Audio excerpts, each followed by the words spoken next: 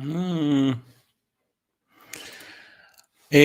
we go. Welcome back, guys, to Pint of Science. Today we are here with a very nice guest, and oh my God, what is happening?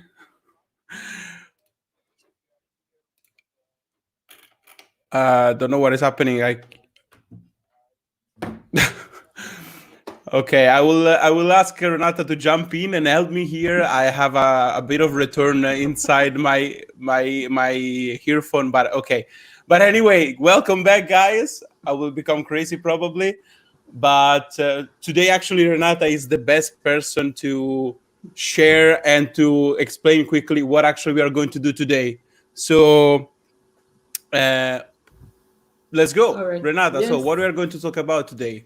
Yes. While Michele tries to solve some technical problems, it happens.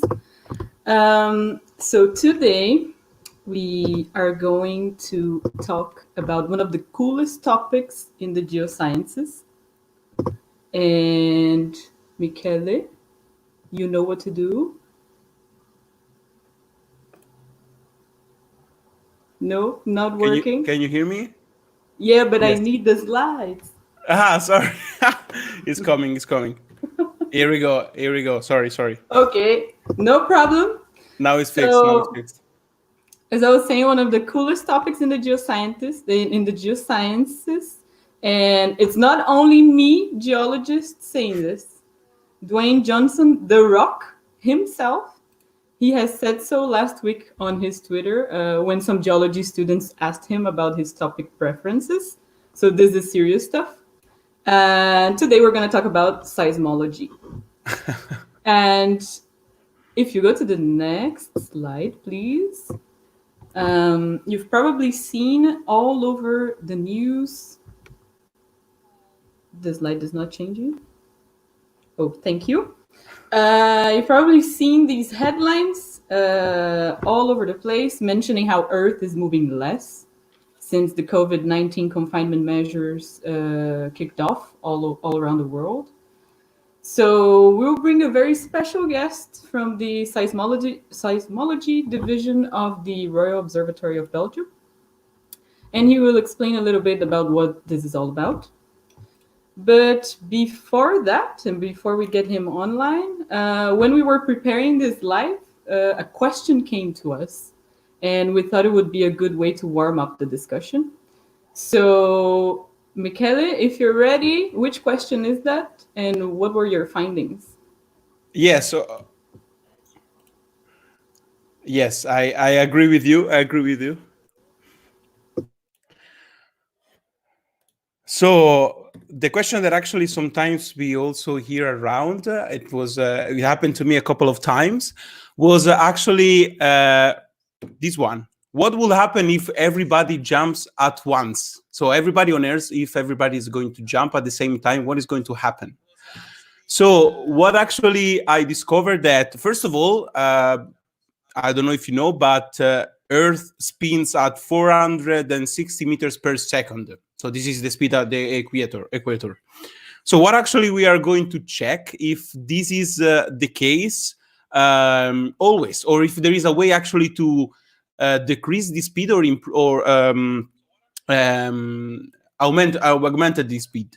One of the example actually very, very nice is usually ice skaters. So I don't know if you've ever seen an ice skaters. Usually what they do, they start to rotate very, very fast, mainly because they they decrease basically the distribution of the mass, and they go close to the center of the mass. So in this way, they start with, for example, with the arms open, and then when they close the arms, the speed increase a lot. You can do the same exercise actually with a chair, especially if you have wheels on the chair. Be careful because it can be dangerous. So if you open your arms and then you close your arms, probably the velocity of your rotation is going to increase. So this actually is something that can explain what happened on Earth. So what happened actually if we redistribute all the layers that are inside the Earth? So if we redistribute the mass that is inside the Earth, And actually, something like that happened in 2011. I don't know if you remember the huge earthquake that was in Japan in that year, and was a magnitude 9 earthquake. Was one of the biggest and strongest earthquake that we ever had. And this actually caused a change of the distribution of the mass inside the Earth, which actually reduced the length of a day, of 18 microseconds. It seems nothing, but actually is a crazy effect considering the size of Earth. So one single earthquake was able to change the velocity of rotation of spin of Earth, and reducing it of 18 microseconds. So that is very, very impressive. But so now the question is, can we, jumping all together, have a similar effect? So of course we cannot redistribute ourselves closer to the center of the Earth, because we are going to die and burn and killed by the pressure. So what we can do, we can try to gather everybody in one place. And after that, once we gather all together, we just try to jump and see what happens. So 7 billion people in a single place. Consider that if we gather everyone in a space that is able to contain every one of us, and we have enough space just to jump, let's say a jump of 30 centimeters, not so crazy, what actually we need is just the space of Los Angeles. So the entire area of Los Angeles will be enough to contain 7 billion people. And actually what we are going to use is the recoil speed, the recoil force. So as you can see in this very scientific image, when actually you shoot with a rifle, what actually is going to happen, that you have a recoil. So you are pushed back. And something similar we would like to try to do, jumping all together. So we jump all together, we give a force to Earth, and this force is so high that it's going to stop or reduce the speed of our Earth for a very brief of time. So can actually this jump generate a recoil force so huge of creating a magnitude 9 earthquake effect? So to reduce the length of a day, a very, very, very, very, very, very amount of time, just 18 microseconds. Well, actually, not really. In fact, our jump is going to generate a recoil force that will basically push away from us, if you can imagine that, push away from us, Earth, just 100th, 1 part of 100 of the radius of a single hydrogen atom. So basically nothing. So for Earth will be basically nothing. And moreover, since we are going back, we are coming back after our jump on the Earth, everything starts from the beginning. So this effect will disappear in an instant. So no, we cannot generate this kind of earthquake. We cannot then generate a change in the duration of a day. And actually, if we would like to generate such an earthquake, we need a couple of extra people. So 7 million times more the people that currently lives on the world. So it's a huge number, very, very big, and probably it's not going to be something possible. So if actually you want to know more about this, we are going to leave probably at the end of the live some of the links that are shared here. Probably I will try to put all of them in the chat, or maybe in our page after. But there are a couple of very nice videos from people that is more trained than me to explain this kind of stuff that probably can help you to understand.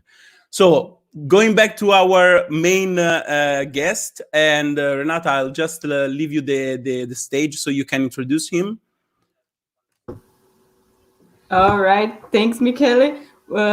We just had some questions, but I think we can leave them to the Q&A break after our guest's presentation. So without further ado, I would like to bring to the stream Koen van Noten. Hey, Hi. Koen. Hi, Koen. Hey. How are you? Good, fine. Looking forward to this event. It's going to be fun. Oh, yes. Oh, yes. We're looking forward as well. So Koen is a geologist and seismologist at the Royal Observatory of Belgium, as I was saying before.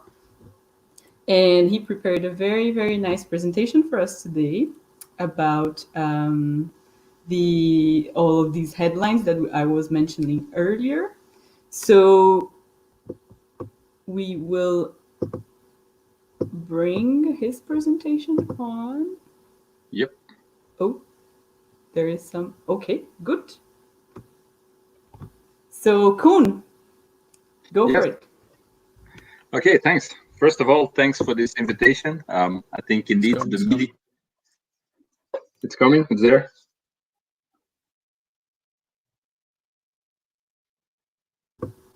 Yeah, you're fine. Go ahead. Yeah. Okay. So as you said before, there was indeed a big media storm about this, and I would like to explain a little bit what caused this media storm, and also how the hell can we measure the effect of what people do on the surface of the Earth, and how can we measure that with seismic stations. This is actually, the presentation is a work from a lot of people. There are 3 names on here, collaborators that work with me, especially Thomas, who drove this whole research. But there was a lot of seismologists around the world that helped us understanding what's happening, and also looking at their stations globally. So, and all these different kind of cities around the world. So that's why I acknowledge them here in the intro slides. But of course, let's start at the beginning. What is seismology? You all know it. You said it before. It's the coolest discipline in science, and I agree very much. And it's actually all about studying earthquakes just by looking at seismic waves that propagate through the interior or at the surface of the Earth.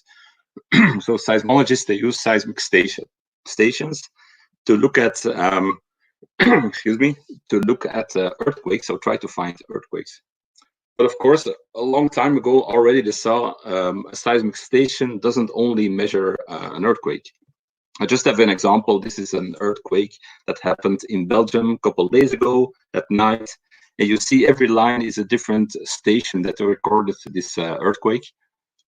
And the wiggles you see is the arrival of the seismic station, of the seismic energy at the seismic station. So you see, the further your station is located from the earthquake, the longer it lasted before actually this earthquake is measured. So what we call the earthquake trace is in fact the earthquake signal that arrives at the seismic station. What is now seismic noise is actually everything before that happens, when that earthquake signal arrives, and is a thing that the seismic stations measure continuously. So when you have no earthquake, of course the device is still working and is measuring ground motion. And that's the interesting part about this topic, and a lot of people are working on this seismic noise, because what can you do with it? You can look at the interior of the Earth, you can look at the shallow subsurface, you can study volcanoes with it, you can study faults with it. So the applications of using the seismic noise are endless. But of course, let's have a look first at Belgium. You need seismic equipment. You need devices that you install somewhere to measure the seismic noise. This map shows all the triangles are seismic stations that are placed in Belgium. And the colored part is the local geology in Belgium. You see, we have quite a lot of stations in the southern part. That's just because the seismic stations are installed on top of the rock. If you, for instance, hit a bang on a rock, it's very easy to propagate the vibration. It goes very easy through the rock. So we do this, seismologists do this, install stations on rock, because you can listen better to the Earth. But if you look to the northern part of the country, the dashed lines you see, the bedrock is dipping downwards to the Netherlands border. At the Netherlands border, we see at almost 800 meters, you have to dig a hole more than 800 meters to actually find the first rock there in the subsurface. So if you would place a station on top of the Earth there at the surface, actually all your sand layers and your clay layers on top of your rock, they are filtering your seismic signal, and they work as a filter, so you don't see the earthquake that well if you would measure there. So that's why we install boreholes, we install tunnels at depths to be closer to the Earth, and in order to be able better to listen to the Earth. So of course, what we tried, all these stations, they continuously stream data to our servers, not only in Belgium. You see here, this is how the Belgium stations at the top, but also lower we can use. That's the great thing about seismology. It's an open science. And they stream this data to data servers. You can access them. We can access the French data, the German data, worldwide. We can access all this data. So that's very nice. We have continuous data, and this is continuous seismic noise that we're measuring in a lot of locations. Of course, what you try to do as a seismologist is to place your station in very quiet areas, so you're not influenced by the vibrations that people cause, like people driving around, jumping in their house, or trucks, construction sites. We try to avoid that. But for historical reasons, like if you see these stations here near Brussels, south of Brussels, the UCCS station here, it's the station that is installed in the southern part of Brussels at the Royal Observatory. It's installed in this building. It's one of the most beautiful buildings in Belgium. It's the Pavillon. In the basement right here, we have these seismic stations. Of course, now these are very sophisticated stations, very sensitive. But at a time, 100 years ago, you see at the top left, seismic stations look completely different. They were much larger. So they installed them in cities because it's just easier to go near your house, near your working place, to go to the seismometer and read the records and don't have to travel that much. So that's why, for historical reasons, we have quite a lot of seismic stations as well in big cities. But these stations are, of course, very noisy because of the people running around. So this is just an example of what a seismic station measures through time. This is a couple of years ago in winter. So what can you see is if you filter for it, you see an earthquake at the top left. At the bottom during night, if a train passes, you can see that with your seismic station. But also on the snowy days, this was a snowy day in Belgium somewhere in 2007. There were a lot of traffic jams, and the seismic noise actually reduced because the people stopped driving around, the metro stopped driving and all this kind of stuff. So the seismic noise reduced. So people, seismologists, they know, okay, there's a big influence of the people, a big influence of all of us, actually, of citizens on our seismic data. So that comes us to the topic of today. We know that people have influence, and also construction sites and a lot of different sources have an influence on what we measure with a seismic station. At the left, you see just the record before the lockdown, before the COVID-19 lockdown occurred in Belgium. It's 1 day of seismic data in Uccle in Brussels for 19 February. You see at night, at the top, it's pretty quiet. In the middle, when the day started, it's much more noisier. And then again, at the end, at night, again, the noise drops again. If you then compare with the right part, it's a day plot for 25 March. So that's after the first lockdown of 18 March in Belgium. You already see that during the day, the noise reduced a little bit. Just because, again, the influence of people, what people are doing. But how to quantify it? And that's the magic, what happened after the lockdown. My colleague, Thomas Koch, he starts looking and start to write in Python a code to quantify how much noise reduction we actually had. And after some computation, he came up with this great plot. And this is the variation of the ground movement during time. You see a couple of weeks before the lockdown, here at the left. The dashed red lines are the lockdown dates, starting in the weekend on the 14th of March, and the big lockdown was 18th of March. And immediately after 18th of March, you see a big reduction in the noise level. The variation you see during the week, during the week, you see during the day you have more noise, during the night you have less noise. Also in the weekends you have less noise. And this means actually that we seismologists, we can see you. We see you with our seismic stations. We see the effect what you are doing. So we see the effect of the lockdown. If you now look over a longer period, this is a longer period. Again, the dashed line is our lockdown, let's say, mark at the 18th of March. We can now start compare how much how much noise reduction do we have. You see that this dashed line here, is reduced. The daily noise level, let's say the mean daily noise level, is reduced by some 30%, which is quite a lot. In the weekends, we have a slightly lower reduction, but even at night, we see a small reduction. So there is a great effect of people that stop traveling around, construction sites that stop, whatever the cause that has influence on this seismic noise, we see a great influence. Of course, the scale is sometimes a little bit difficult to understand. This plot is made in nanometer. So as a comparison, let's have a look. If you have a hair strand, a hair of your at the top of your body, is at about 100,000 nanometer thick. The ground motion change we see is going from, in this example, from 75 nanometer to 60 nanometer, so, which is 0.06% of a hair strand. Of course, you can't feel it. That's how much the Earth actually moves. But it shows the great part of how good our instruments are to measure ground motion. So this is just another way of representing. It's a clock plot. You see, during the night you have a low noise, and then during the day the noise increases. And at the right part, it's after the lockdown, you see a strong noise reduction. It's the same way of representing, but in another way. So what happened?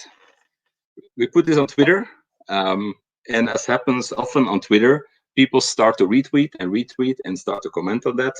And the recipe how to make this kind of plots was put on GitHub.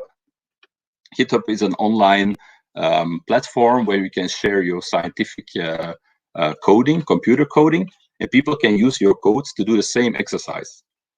And on the right side, you see the amount of stations, seismic stations we have globally. And this is amazing. This again shows that seismology is a very open-minded scientific discipline. We can share all this kind of data. We can use a station from wherever the data are open and can do the same exercise. And people start retweeting their results about their city. And what often happens after you have a Twitter storm, well, actually this happens. And you showed in the beginning of the stream, it's the complete,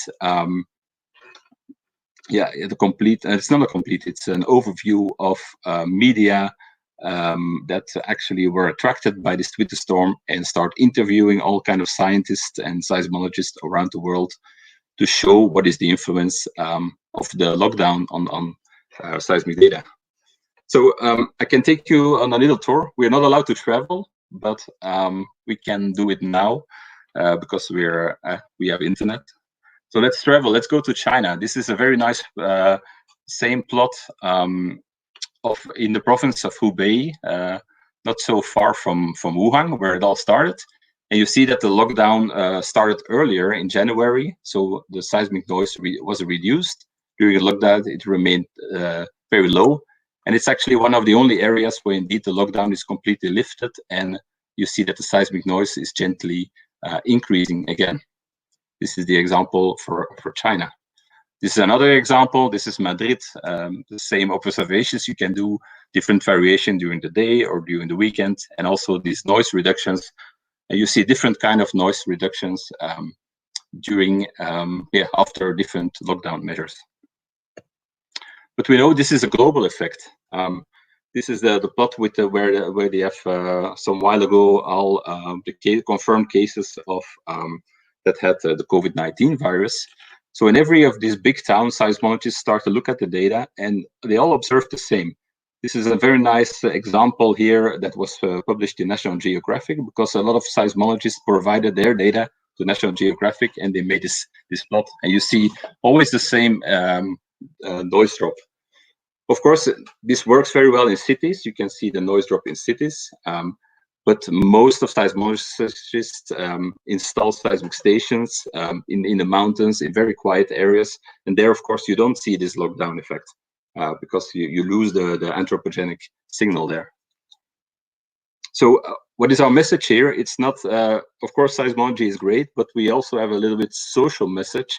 It's, hey, we want to say at people, hey, we see you. This is a global effect, and we have to let's say we have to attack this virus globally. Listen to your government and listen to the lockdown measures that your government are telling you. And it's a little bit to encourage that you're not alone at home, but worldwide we're connected. And it's one world, one community. So let's all together try to beat this virus. So what can we do afterwards? Of course, seismologists are scientists, so they keep on working on the scientific part of that. And interesting, this is a very interesting example from Mexico, from Rafael. And he showed that during the lockdown, so at the right, you see a day plot of seismic data, that even during lockdown, during the day, normally it's very noisy. At the left, you see it's very noisy. Because of the lockdown, we can start seeing earthquakes that you wouldn't have tracked before the lockdown. So the Earth is quieter, and which is interesting for us because you can start picking out earthquakes all around the world and listen better to the Earth. Even tiny ones, you can track them. So this is another example. It's from the Zugspitze in Germany. The complete tourism has stopped. The ski elevators stopped. There is no traveling around anymore. And you see again the seismic noise drop. And even there, the people start looking at the seismic noise and start identifying earthquakes in their data. So to conclude, there's only one sentence we have to say here. There's one planet, one community, and the message here is try to listen at your government and just follow the advices. And seismology, we encourage you that we see you. You're not alone in this. Let's continue, and hopefully we can beat this virus. So thank you for listening. And I think there will be many questions about this. So I would say let's shoot. Thank you so much. Thank you so much, Koen. It was very interesting, and I was quite impressed, I have to say. Even I disappeared for a moment, but it was just because I was trying to reconnect my earpods. But Renata, do you have some questions? I have a questions. So but go ahead. Please go on. Ahead, Michael. Please go on. Please go on. Kick off. Okay, so yeah. Actually, you're talking about a lot of this background noise or rumor.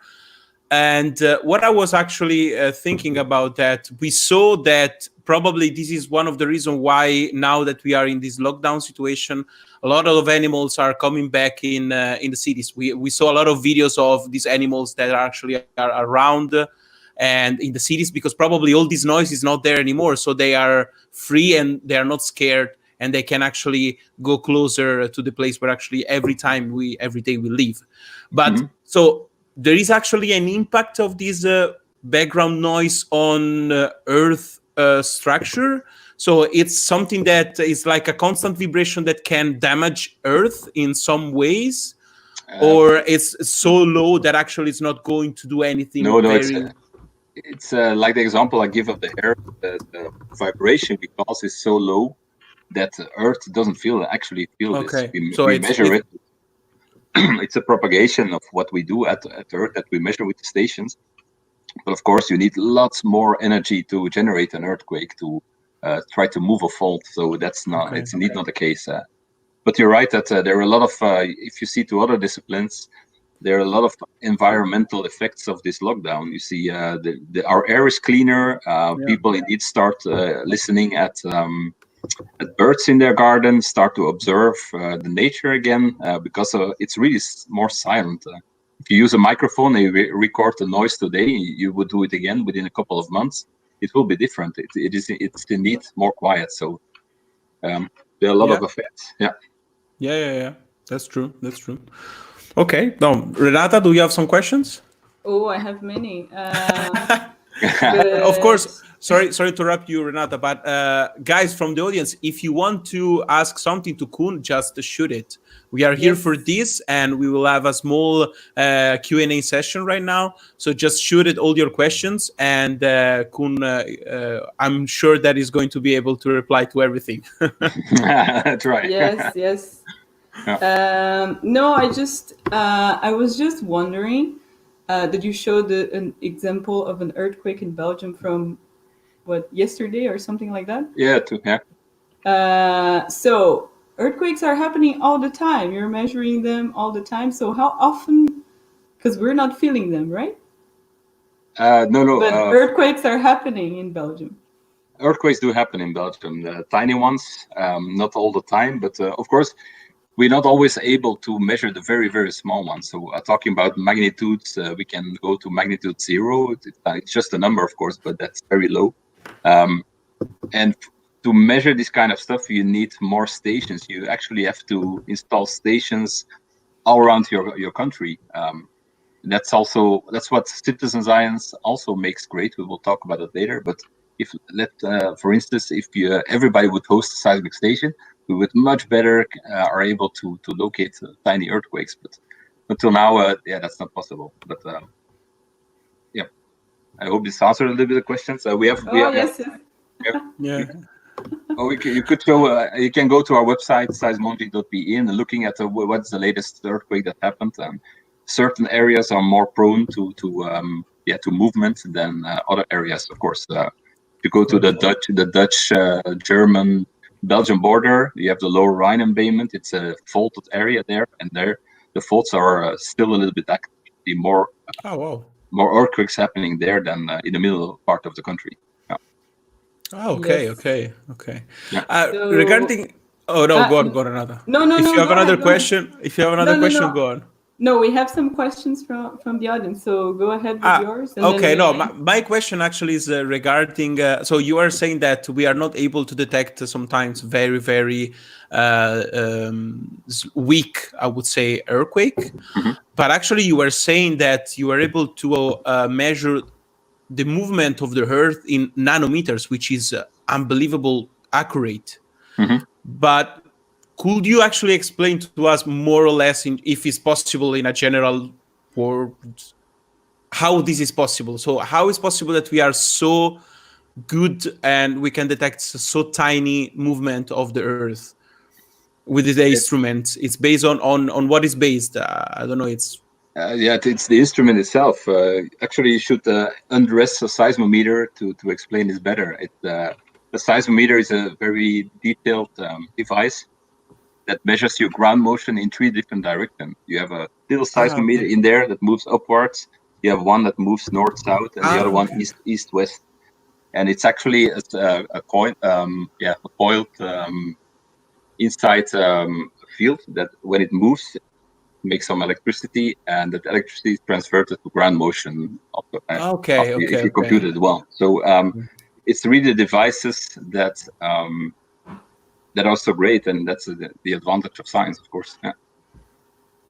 Okay, thank you. That's very actually it's a good idea. It's very simple but very effective, apparently, because it's also because it's so sensitive that even people can watch the let's say the water level change at depth, because these tiny movements, if people analyze the ambient noise, they can study the subsurface. So that's really interesting about using the ambient noise. Very good, very good. Yeah. So I'll show our first question from the audience, that if the human factor in the noise was like expected, and we've seen you showed an example comparing to Christmas period, but what's your take on? Let's say it was expected because we are working on the seismic noise since lots of years now, so it was kind of expected that you would see the lockdown. What is not expected is that this is a global feature.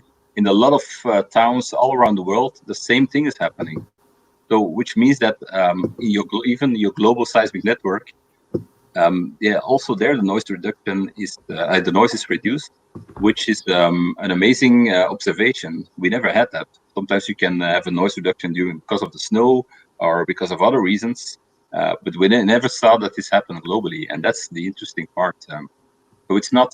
So it was. Let's say it was expected, but not at this scale. So. Okay, that's very nice. And we have also another interesting question. Did you see already the noise coming back since Monday? Which Monday? I mean, since this week that they started to ease off a little bit the confinement measures. Well, we had a little problem at a seismic station in Brussels because next to the seismic station there was a little a house that was being demolished, which caused a huge amount of noise on our seismic station. So for Brussels, we can't answer this question yet. So please come back and stay tuned. But we will for sure. We will see. We start gently. We'll see the effect. I have no doubt of that. Yeah. Oh, Okay. yes. And we have a question from someone we know. Yeah. Hi, Chris.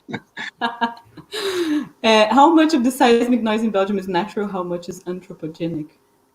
Well, it's not really a matter of quantifying then in it how much. It's if you have a seismic station, a seismic trace, you can, let's say, deconvolve. You can split it in different frequencies. We say the lower frequency part is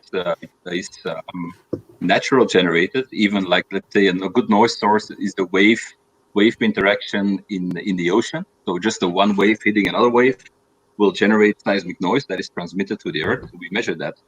If you, of course, go to a higher frequency, let's say a frequency band between above 4 hertz or something, we see the anthropogenic part. So it's not a matter of quantifying in how much. It's looking at different frequency bands that explains the seismic noise. Okay, we have actually a question also very interesting, I would say, that is about the anthropogenic source of this noise. So Sylvan is asking, it's something related to industry, everyday life traffic, less trains and boats. So what actually usually generate from an anthropogenic point of view this noise? Well, that's a great question. If you can solve this, then you have your next nature paper.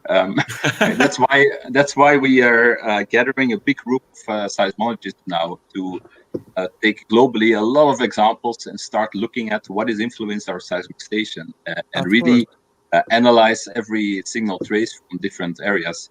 Of course, industries have a lot. If you have a seismometer next to a factory, that's of course not a bad idea because that will spoil your seismic signal.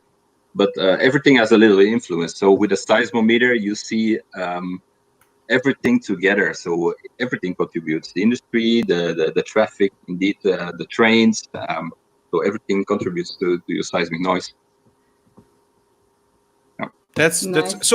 so actually what you would like to do, since now with these phases, for example phase 2, where something is going to start again but not everything, you might be able actually to detect the noise generated from that particular activities and not from all the activities altogether.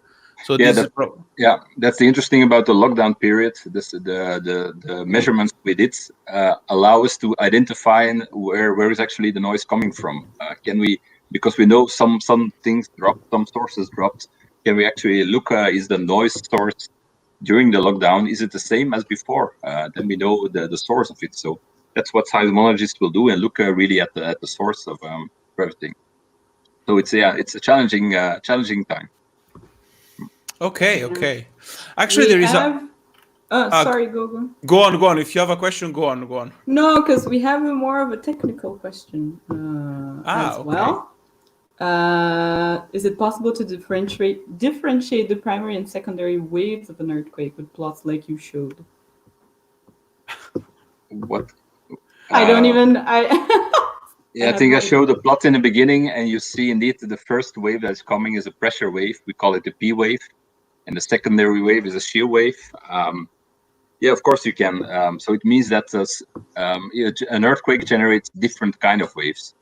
Pressure waves is a wave that moves like this towards you, and a shear wave is a wave that moves laterally. And the first one moves faster, so arrives at the seismic station faster, so you can measure that. But you don't need a lockdown to do that. If your station is good enough and the magnitude of the earthquake is high enough, then you measure. Actually, the thing you do is locate an earthquake. So yes, I would say to the question. And I found also this question very interesting from Nicolas. Very nice talk. Thank you, Nicolas. It's probably most thank you to Koen to be with us.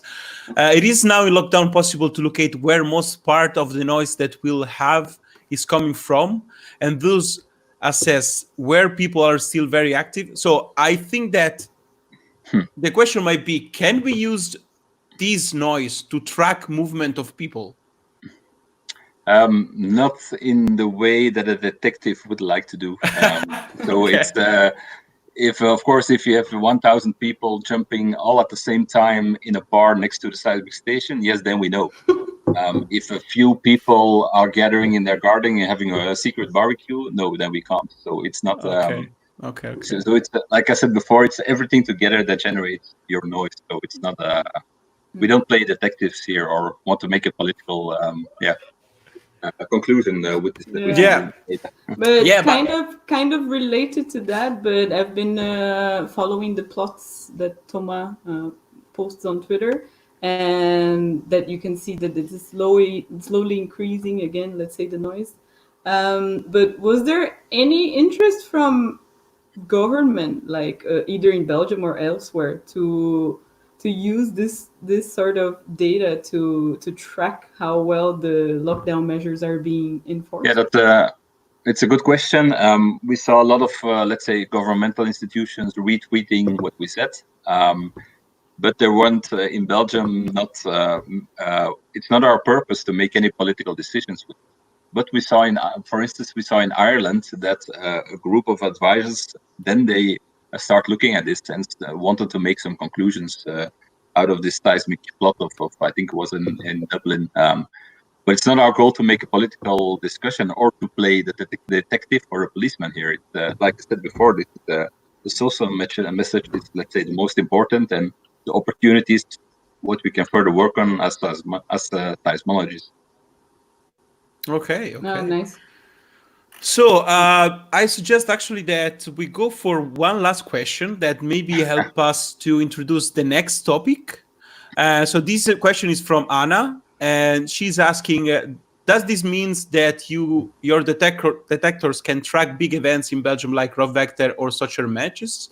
So this is something that we're discussing at the very beginning, but actually, Koen, you told me before that you have something to share with us that actually can show this. So you have some data regarding. Add one slide so you can share the screen again. Yeah. So here we go. So it's related to a soccer game at the I think the World Championship in 2014. Belgium played against USA, and this was actually from a square a little bit further than our seismic station, and this is what happened, what we saw on our seismic station. So again, the background noise, and every time a goal was made, people start cheering, they start partying, they start jumping, and this had a great impact of our seismic station, of course, because of people starting jumping. What is most striking is actually then when the USA scored, there is more energy than when Belgium. That's still. That's wonderful. That's wonderful. Yeah, but even afterwards, the noise after the game was finished was also incredibly high, just people partying. So, but to answer the question, yes, we can see soccer matches if we have a station close enough. I don't think we see the Koning Boudewijn station in Ukkel that a lot of people should jump. Or rock concerts, yes, we can see it. We see rock concerts on seismic data. So people see it all over the world, even hockey games or other games in the USA. Name a country and people. So yes, we can. Yeah. Wow, that's crazy. That's crazy.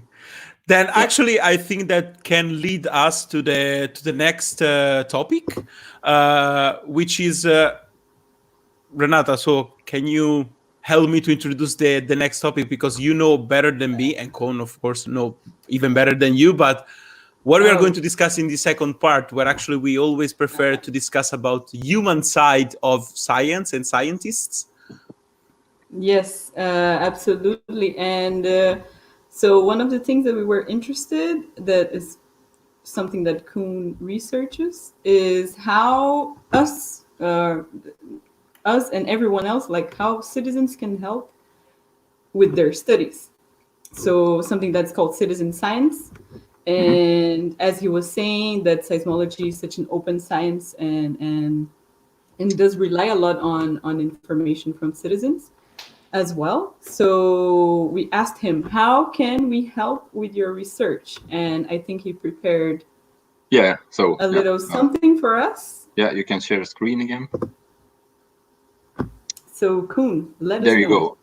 Yeah, citizen science is, of course, this is pretty great. It's actually it's it's a scientific research that is driven by data that is collected from volunteers, from amateurs, citizens, from you actually, from all the people listening. And you have some great projects in Belgium. It's like on the top left you see Curieuze Neuze. It was from the University of Antwerp. People had to install a little tube, and actually the air pollution was measured in the city, and they're doing now for whole Flanders. You have the weather app of our neighbors, the Royal Meteorological Institute, where you can just post what kind of weather is it today. And they use your data.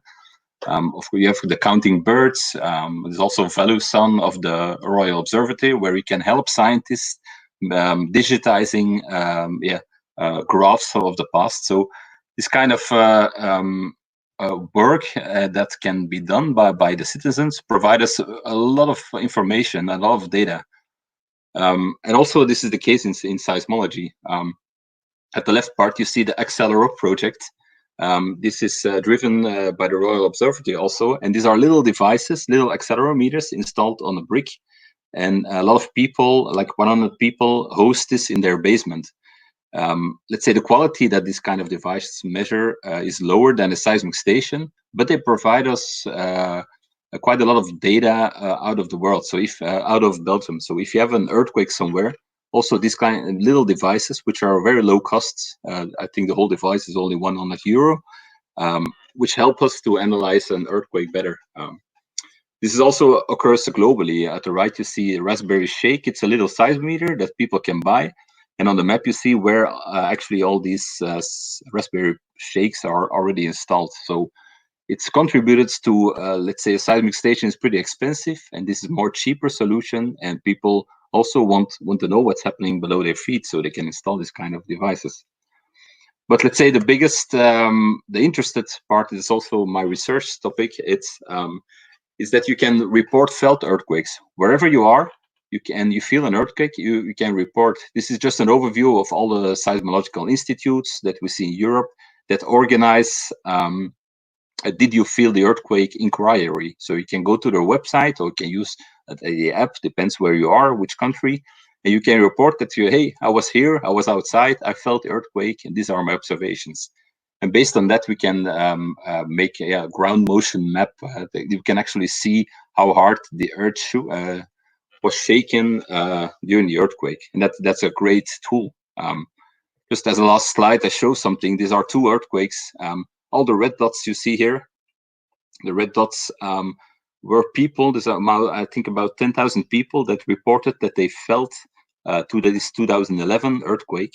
And all the yellow plots you see here are people that felt the 2015 earthquake. And the shape, how all the points are, all the dots are plotted on this map tells us more about the local geology, how the local geology modifies the way we feel earthquakes, but also the size of the earthquake, the depth of it. So there's a great quote from David Walsh from the USGS, and he actually said, okay, this kind of did you feel it data, they make up in quantity what they lack in scientific quality.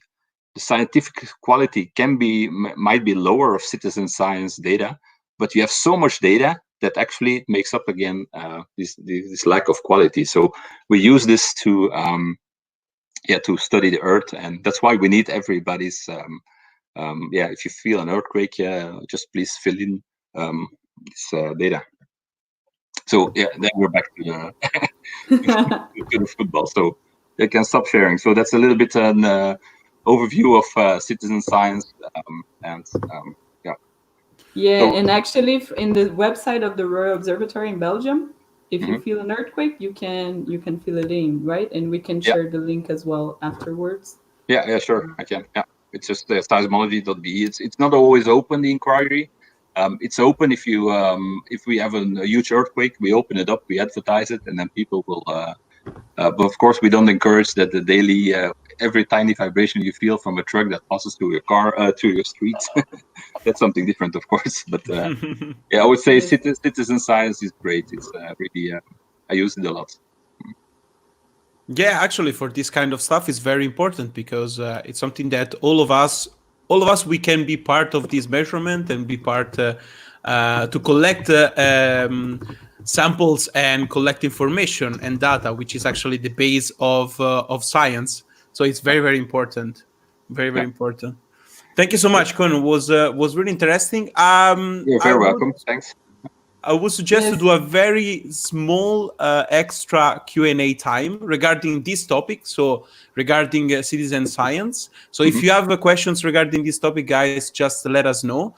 Regarding all the other questions, you did a lot of questions, actually, and it was very nice, but we don't have time to reply to everything. So what we suggest that if you can share all these questions in our page, in our Facebook page, Pint of Science Belgium, and we will try to reach Koen and to ask him this question, and we can reply through that. Yeah, I saw that also my colleague Thomas Lecoq was also already answering a lot of that, so thanks to him, and I also see my brother asked the question, so it's gonna be an issue. I didn't answer this one. So. Thank you so much, Thomas. Let's show this one then. Thanks, Tim. What is the influence of the groundwater levels that are rather low these days to the measurements of the seismic noise? It's a good question. It's if you have a more wet, let's say a more wet Earth, the propagation of seismic waves is at a different speed than through a dry Earth. So we have to compare long periods of seismic data, but there is absolutely an influence of different groundwater levels. So I invite him to join this study. Good. Yeah, since we're quickly running out of time, but we leave some time for people to ask questions about citizen science as well. But one thing that we always ask all of our guests is confinement times. Yeah, confinement times, tough times. What are you doing to survive? What are the good things that you can tell us, or a tip, survival tip, or something like that? Like for you, Kun, what is this? Like a TV show, a video game, I don't know, whatever, a book, or whatever actually helped you? I will answer that when I close my computer. It's mostly the kids that start yelling around me that I should come and start playing. So, so it's mostly the kids that attract my attention. So, then I don't look at seismology, and I don't do anything, and we go outside in the garden to have a play or something. Yeah. Actually, I cannot probably even imagine how it is to do the quarantine with kids at home. It's probably fun. Very, very demanding. Very fun. Okay, thank you, Koen. This is probably, of course, not everybody has kids, so you cannot go and rent kids for spend your quarantine. So you cannot do that. Let's just put this clear for everybody. But actually, guys, next week, I just take this space for a little advertise. Next week, in theory, before all this quarantine situation, there would be the week of Pint of Science 2020. So from the 10th to the from the 9th to the 12th, I don't remember exactly the days, but next Monday. So yes, from 11th to 13th would be the days of the Pint of Science. But of course, Pint of Science was postponed to September. But some countries around the world, they decided to organize the event online. And we actually push you to go and have a look of the festival that are organized online. It's very simple. You just write Pint of Science and add one of these country, and you will find, of course, their page, their website, and all the information. And we have Pint of Science Australia, Pint of Science Canada, Pint of Science Brazil, and Pint of Science Mexico. So all of them are going to do events. So in different time shifts, so you can actually watch Pint of Science events all day, probably for that 3 days. And we are probably coming back the 14th with something special. We are working on it, but it's still a surprise. So if you want to have more of this kind of conversation with scientists where they come and they talk about their awesome job, and then there's also a QA time, probably that is another place to go. But don't forget to come back the 14th here for Couch of Science, because we have something new for you, and we are sure that you are going to like it a lot. So I don't know if we have questions. Doesn't seem the case. I think there might. I mean, we've surely skipped some questions because you had a lot of questions, Koen.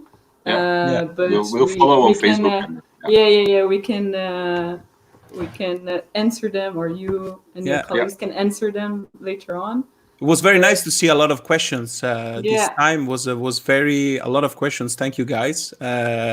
Meant a lot for us, and thank you, Koen. Actually, which without very you, welcome, probably all of these would not be possible. To maybe you can link people to our Facebook or Twitter. We can do that. Yes. I don't know if you have a Facebook or Twitter account. So the Facebook is seismology.be, and also the Twitter is seismology_be. So, but if we can share it anywhere, or we can post it in the comments. We can post it in the comment of the live once it's done. So in the next days. Perfect. Yeah. You will have there. We always try to make examples to make seismology reachable to the people, like these daily examples. And seismology is fun. You saw that we showed some fun examples. So that's the thing we try to do on Facebook and Twitter. Yeah. Best topic of the geosciences, according to the rock. So I mean. So Thomas, actually, guys, and also the background people of Point of Science are sharing. Here we go, the link. Voilà. Yeah. So you can actually go there and have a look and ask all the questions that you want to Koen and his team. And I think that if we have no questions, there is also the Twitter account, which is exactly the same. Here we go. Right. Thanks, Thomas. And so, guys, we are going out of time. We are running out of time. So, as always, with the very last slide, I will just ask all of you to follow us on our socials, Facebook, Twitter, Instagram, and YouTube. You can actually ask questions regarding future events or this event or past event, whatever you want, on our email. Or directly in our social. Be free to do that. We'll be more than happy to reply to you. Again, we are coming back probably next week. Still, we don't know in which form, but probably we are coming back. And remember, the next Monday we'll start this Point of Science online event in many countries. Australia, Canada, Mexico is part of them. And I think that we have done. There is something else that we want to do. Yeah, of course. Koen, thank you. Thank you so much. It was really good to have you. Thank you for agreeing to join us today. It was super nice, super interesting. Yeah, thanks. I think a lot of people saw actually that this Couch of Science is really fun to watch, and you learn a lot about new topics. Like the black holes last week was really, really interesting. I didn't know anything about it. So, actually. Nice. In fact, we want actually to invite, if in the audience there are PhDs, professors, students, postdoc, whoever that they think that they can share with us something very interesting, some topic, be our guest actually. So let us know, because this space is also for you, so you can share your experience in science and your experience as a scientist. So whenever you want, we are here. Thank you, Renata. Without you, probably today I would just drown in the technical difficulties. Yes, but also thank you to our backstage guys. Of course. As always, guys, thank you to all of you. And let's quickly show all of them. So Michael here, Mikael, here, and then we have Anna. Hello, Anna, and then we have Matteo. Thank you, guys. Without you, actually. Also, the technical problem will be even worse. And that's it for today. Thank you so much, guys. Let's hope that we can see all of you next week on Thursday, 6:30 p.m. as always. And have a nice evening. And bye-bye. All right. Thanks. Ciao. Thank you again, Koen. Bye-bye. Thanks for listening. Ciao.